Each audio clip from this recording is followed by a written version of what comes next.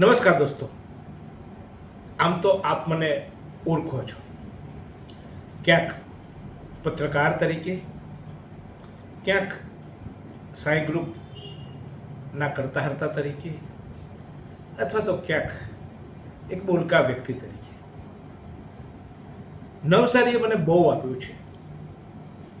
નવસારી જનતાએ પ્રેમ આપ્યો છે, માન આપ્યું છે અને એક મોભો પણ આપ્યો છે.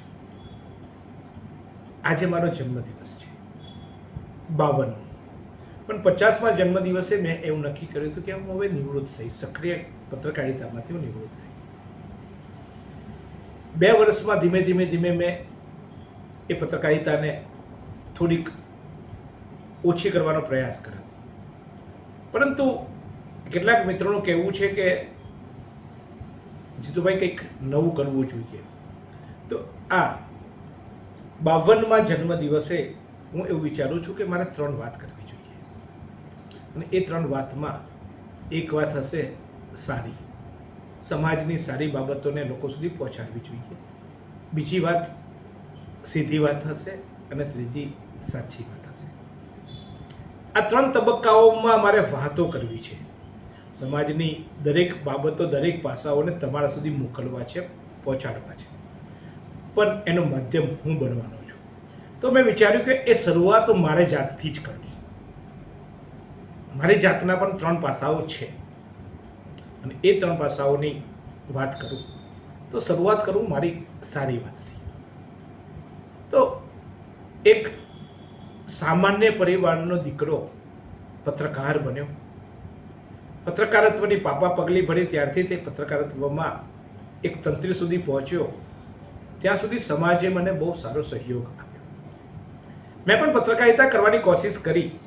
મારી પત્રકારિતા થકી કદાચ સારા કામો પણ થયા હશે, અથવા તો મારી પત્રકારિતાનો હકારાત્મક પાસું પણ રહ્યું છે કે સમાજની સારી બાબતો મેં રજૂ કરી છે.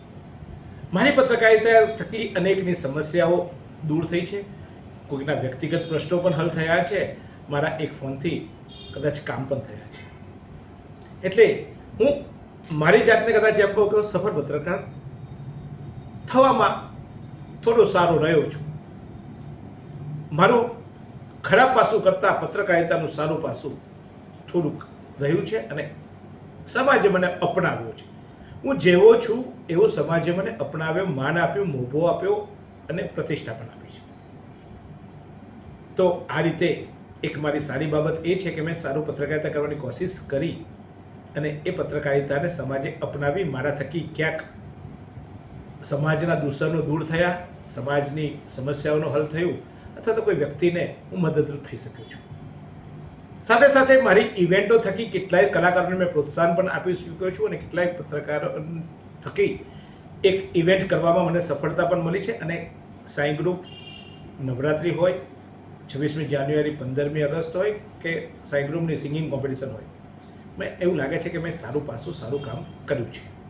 એ મારી આ સારી બાબતો છે. આ મારે લાગવું છે. સમાજને લાગ્યું હશે, જે સમાજે મને અપનાવ્યો હશે, સમાજે તો સ્વીકાર્યો હશે, મારી ચેનલોને કે મારા સબસ્ક્રાઈબરો જે બન્યા છે એમને ક્યાંક સારું લાગ્યું હશે એટલે એ શીખ્યા હશે. તો આ મારી છે સારી બાબતો, અને એ બાબતે હું સમાજનો પણ આભાર માનીશ. મને સફળતા આપવામાં જે પણ લોકો પ્રત્યક્ષ અને પરોક્ષ રીતે જોડાયા છે એમનો પણ આભાર માની મારી આ સારી વાત કરીશ. પણ મારે હવે વાત કરવી છે સાચી. તો સાચું બોલું તો સફળ પત્રકાર નથી. કારણ કે જ્યારે પત્રકારિતાની વાત આવે ત્યારે પક્ષાપક્ષી વ્યક્તિગતો, સામાજિક સંબંધો અથવા તો અંગત સંબંધોને નેવે મૂકીને મારે ખરેખર પત્રકારિતા કરવી જોઈએ, નિડરતાથી પત્રકારિતા કરવી જોઈએ. લોકો ભલે મને પત્રકારિતામાં એવું કહેતા હોય કે જીતુભાઈ તમે બહુ સારું બોલો, સાચું બોલો, પણ ઘણીવાર મારે ચૂપ રહેવું પડ્યું હતું.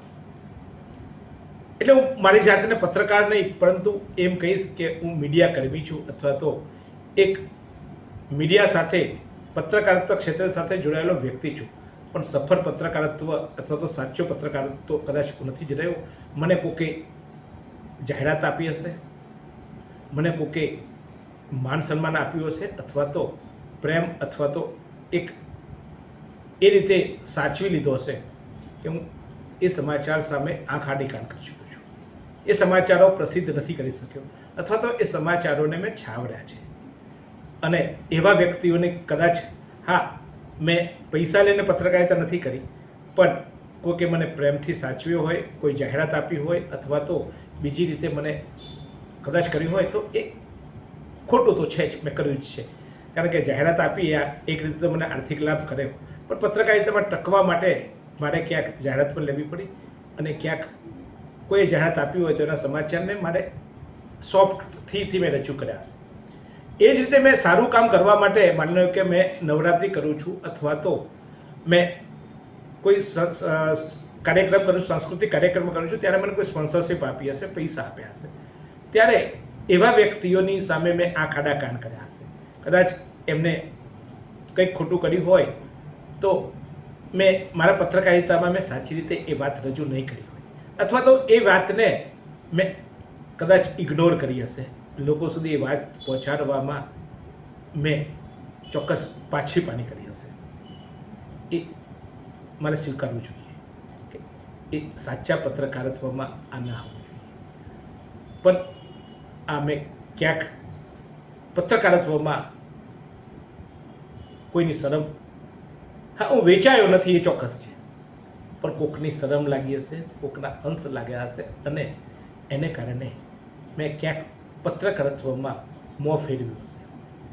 એટલે આ વાત પણ મારે કહેવી જોઈએ, કારણ કે સાચી વાત તો આ પણ છે જ કે ક્યાંક તમે મને પ્રેમથી સાચવી લીધો તો મેં પત્રકારિતામાં તમારા સમાચાર ના મૂક્યા હોય.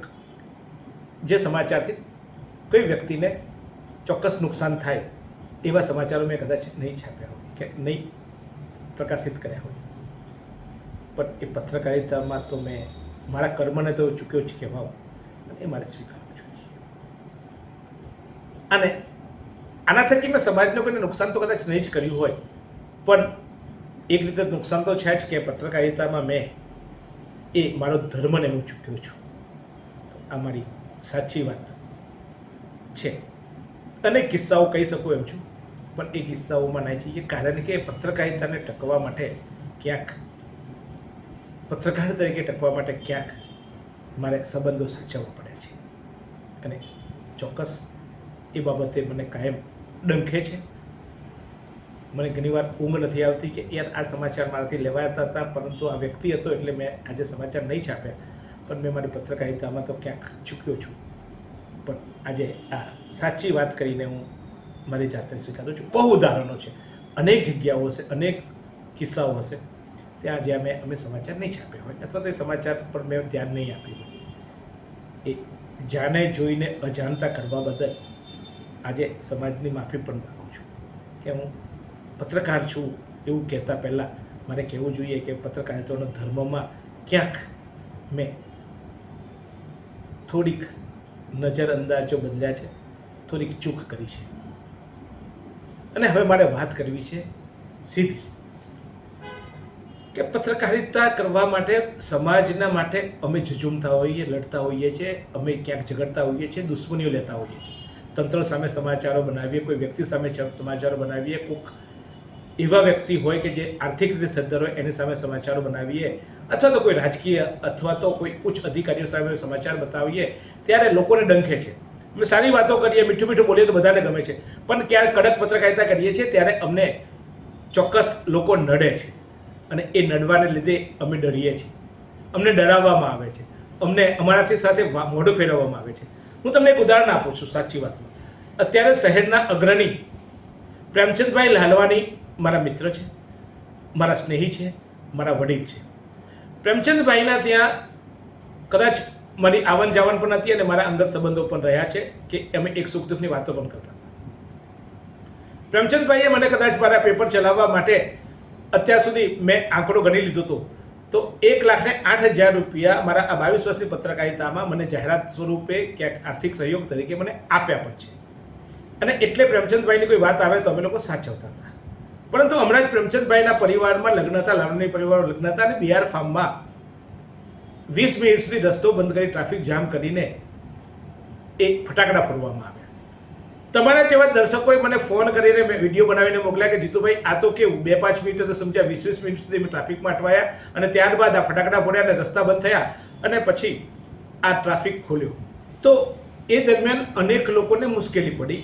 કેટલાકે મને ફોન કર્યો કે જીતુભાઈ તમે તો પત્રકાર છો, પ્રેમચંદભાઈ એટલે કે લાલવાની પરિવાર સાથે તમારા સંબંધો છે, પણ અમને આ તકલીફ પડી, આ કેટલું વ્યાજબી, તમારે આ સમાચાર બનાવવા જોઈએ. અને પ્રેમચંદભાઈ સાથે કોઈ દુશ્મની નથી, મને કોઈ તકલીફ પણ નથી પડી, કારણ કે તકલીફ લોકોને પડી હતી. પણ લોકોના ફોન મારા પર આશા અને અપેક્ષાથી આવ્યા. મેં નામ લીધા વગર સમાચાર બનાવ્યા કે એક અગ્રણીને ત્યાં લગ્નમાં આ પ્રકારે 20 મિનિટ સુધી ફટાકડા ફોડવામાં આવ્યા અને પરિણામે ટ્રાફિક જામ સર્જાયો. મેં મારું કર્તવ્ય કર્યું, પણ પ્રેમચંદભાઈ અને લાલવાની પરિવારને માઠું લાગ્યું. મારી સાથે નથી બોલતા, મારી સાથે મોઢું ફેરવે છે. તો મને એ થાય છે કે શું મારે પત્રકારિતા ના કરવી જોઈએ? મને તમે પત્રકાર તરીકે ઓળખો છો, તો જ્યારે સમાજમાં એવી વાત ઊભી થાય અથવા તો એવી વાત જ્યારે તમે કોઈ કરો છો કે જેને કારણે સમાજને નુકસાન થાય છે, સમાજને અડચણ ઊભી થાય છે, સમાજને તકલીફ પડે છે, તો એક પત્રકાર તરીકે તમે મને ઓળખો છો, તો પછી મને શું કરવા તમે અટકાવો છો અથવા તો હું મારું કર્તવ્ય કરું તો કેમ તમે સ્વીકારતા નથી જ્યારે તમારું અંગત આવે છે? હા, પ્રેમચંદભાઈ અથવા તો લાલવાની પરિવારે મને ના સ્વીકારી એ વાત મારી, પરંતુ જેટલાને તકલીફ પડી હતી બધાએ તો મને સ્વીકાર્યો ને. બધાને તો સાચી વાત લાગી કે જીતુભાઈએ આ સાચું કર્યું અને સારું કર્યું. વિરાવળને પુલની વાત આવે તો સમસ્યાઓ તો ઘણી આવે. એક પોલીસ અધિકારીએ એની ફરજ નથી બજાવી અને એ અધિકારી વિરુદ્ધ મેં સમાચાર બનાવે. એ અધિકારીએ મારા વિરુદ્ધ કોઈ પણ પુરાવા વગર ફરિયાદ નોંધી દીધી, કારણ કે એ અધિકારીને નડતું હતું. ફરિયાદ નોંધ્યા બાદ એ અધિકારીઓએ મારા જ કેટલાક મિત્રો થકી પુષ્કળ સમાચારો છપાવ્યા. હકીકતમાં એ ઘટના સમયે પણ હું ત્યાં નહોતો અને એ ઘટનામાં મારું કોઈ ઇન્વોલ્વમેન્ટ નહોતું, પણ એક FIR નોંધાઈ અને હું આજે પણ ધક્કા ખાઉં છું. તો મારે આ સીધી વાતમાં એ કહેવું છે કે હું પત્રકારિતા કરું છું, તમે કોઈ સમાજને પત્રકાર તરીકે જ્યારે મને માન આપો છો, મને મોભો આપો છો, મારી ઓળખ પત્રકાર તરીકે તમે સ્વીકારો છો, તો મારે મારો ધર્મ ના નિભાવવો જોઈએ. ક્યાંક તમે ખોટું કર્યું તો હું તમને તમારા સમાચાર બનાવું અથવા તો કોઈ એ ઘટનાને લોકો સુધી લઈ જાઓ, ત્યારે વ્યક્તિગત કેટલાક લોકોને દુખે છે, કારણ કે જેના આ સમાચાર સાથે જેને લાગતું લગતું હોય છે તેને, પણ એના થકી અનેક લોકોને ફાયદા પણ થતા હોય છે. ત્યારે મારે એક સીધી વાત એ કહેવી છે કે શું અમારી ક્યાંક અમે પણ માણસ છીએ, અમે પણ ભૂલ કરી, અમારી ભૂલને તમે ટોકો, અમારી ભૂલને પણ ત્યારે એક પત્રકાર તરીકે હું મારી ફરજ બજાવતો હોઉં, નિષ્ઠાથી બજાવતો હોઉં, એમાં કોઈ અંગત સ્વાર્થ ના લીધો હોય તો મને નુકસાન થાય. ત્યારે મને દુઃખ એ થાય છે કે આવા ઘટનાઓ બની ત્યારે જેના માટે મેં સમાચાર બને, મારા માટે તો કોઈ સમાચાર હતા નહીં. રસ્તોમાં ટ્રાફિક જામ થયો, એ જે ત્યાં હતા એ લોકોને તકલીફ પડી હતી, પરંતુ એ સમાચારને લઈને બીજા અન્ય કોઈને ન થાય. એક ભાવસાર સમાજની વાડી એટલે કે છાપરા રોડ પાસે કોઈ ફટાકડા ફોડીને રસ્તામાં આખો રસ્તામાં પેપર બ્લોકથી આખા રસ્તાના પેલાઈ કર્યા હતા. એનો મને કોઈ વિડીયો મોકલ્યો, મેં વિડીયો છાપ્યો. નીચે કોમેન્ટ આવી કે ભાઈ લગ્ન હોય તો ફટાકડા તો ફોડે જ ન ફોડો ભાઈ, પણ જાહેર રસ્તા પર તમે આટલી ગંદકી કરી જાઓ તો સાથે સાફ પણ કરો. લગ્ન માટે તમે 2 કરોડ 3 કરોડ રૂપિયા ખર્ચતા હો કે 20 લાખ 25 લાખ રૂપિયા ખર્ચતા હો, 2,000 5,000 જેના ફટાકડા ફોડતા હો, તો એક 200 રૂપિયાનો માણસ સફાઈ કામદાર સાથે રાખીને તમારા લગ્ન પતે અને એ રસ્તો પછી સાફ કરાવી દો તો આમાં મેં ખોટું શું કરું છું? તો આ મારે સાચી વાત અથવા તો સીધી વાત કરવાનું આજે એટલે કારણ છે કે હું તો મારી પત્રકારિતા કરીશ. તમે સ્વીકારશો, તમને તકલીફ પડશે તો ચોક્કસ તમે મારા વિરુદ્ધ ઝેર ઓકશો જ, મારા વિરુદ્ધ બોલશો જ, પરંતુ જો મારી વાત સાચી લાગે, મારી વાત સીધી લાગે અને મારી વાત સારી લાગે તો મારી આ 3 સાચી, સારી અને સીધી વાતને આપ બિરદાવજો. કોમેન્ટની મને જરૂર છે કે મારે આ ટોપિકે હવે ચર્ચા કરવી કે કેમ, તો એટલીસ્ટ તમે મને ગાઈડ તો કરી શકશો કે હા જીતુભાઈ તમે કરો, સીધી વાત કરો, તમે સાચી વાત કરો અને તમે સારી વાત પણ કરો. તમારે કરવું જોઈએ કે નહીં એ આપ મને કોમેન્ટ કરી શકો છો. મારો વ્યક્તિગત નંબર પણ છે, હું સ્ક્રીન પર અત્યારે આપું છું, 9825055116. કોલ ના કરતા પણ વોટ્સઅપ પર આપ મેસેજ કરજો, કારણ કે બધાના કોલ એટેન્ડ કરવા શક્ય નથી. પણ મને તમારા ટોપિકો હશે સીધી વાતના, સાચી વાતના, એ પણ મોકલાવી શકો છો. અને તમે પણ મારી સાથે જોડાઈ આપણે બધા કરીએ સારી વાત, સીધી વાત અને સાચી વાત. તો શરૂઆત મેં મારાથી કરી છે, મારા જીવનની ઝલક આપવાની કોશિશ કરી છે પત્રકારિતાની, કારણ કે મારી ઓળખ એ છે. એટલે તો આ જ રીતે વાત કરતો રહીશ, પણ કરવા માટે તમે મને પીઠબળ આપજો, સાચવી લેજો. કારણ કે જ્યારે સારી વાત કરીશ ત્યારે તો બહુ તકલીફ નથી પડવાની મને, પણ જ્યારે સાચી અને સીધી વાત કરીશ ને ત્યારે મને સૌથી વધારે તકલીફો પડવાની છે.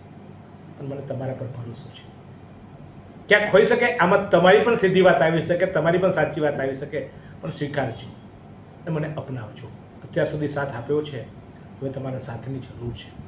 એ મને આર્થિક સાથ પણ જોઈશે, કારણ કે જ્યારે સીધી વાત થશે ત્યારે કદાચ મને જાહેરાત આપનારો ના પાડી દેવામાં આવશે, અથવા તો અન્ય રીતે મને આર્થિક નુકસાન કરવામાં આવશે. તો મને આર્થિક સાથે સાથે મને પીઠબળ પણ જોઈશે, તમારું સ્નેહ અને હૂંફનું એ પણ આપજો. અને હું સાચી પત્રકારિતા કરી શકું એ માટે ચોક્કસ મારી પડખે ઊભા રહેજો. તો જોતા રહો, આ જ રીતે મળતા રહીશું. 22 વર્ષથી દરરોજ લાખો જીવનોમાં આશા અને આરોગ્યનું પ્રકાશ આપતી Kejal life in multi speciality hospital. અદ્યતન સુવિધા સાથેની હોસ્પિટલ, અનુભવી ડોક્ટરો અને ટેકનોલોજી સહિત ઓપરેશન થિયેટર્સ, આઈસીયુ અને એનઆઈસીયુ વિભાગ, 24 કલાક ચાલતી ઇમરજન્સી સર્વિસીસ, મેડિકલ સ્ટોર અને લેબોરેટરીની સુવિધા પણ ઉપલબ્ધ છે. હોસ્પિટલ સેવાઓ જેમ કે ઓર્થોપેડિક વિભાગ, મગજ અને સ્પાઇન વિભાગ, યુરોલોજી અને હૃદય રોગ વિભાગ, જનરલ સર્જરી વિભાગ, ઈએનટી અને ગેસ્ટ્રોએન્ટરોલોજી વિભાગ, બાળ રોગ વિભાગ, ફિઝિયોથેરાપી સુવિધા, ડેન્ટલ, મનોચિકિત્સા વિભાગ, સ્કિન એસ્થેટિક અને પ્લાસ્ટિક સર્જરી વિભાગ અને 800થી વધુ ડાયાલિસિસ કરતું નવસારીનું એકમાત્ર ડાયાલિસિસ સેન્ટર. પરિવાર દીઠ 10 લાખ સુધીની પ્રધાનમંત્રી જન આરોગ્ય આયુષ્માન યોજના કાર્ડની સુવિધા અને વાહન અકસ્માતના સમયે 50,000 સુધીની વાહન અકસ્માત સહાય યોજના અને કેશલેસ સુવિધા પણ ઉપલબ્ધ છે. Kejal life in multi speciality hospital. તમારું સ્વાસ્થ્ય અમારું ધ્યેય.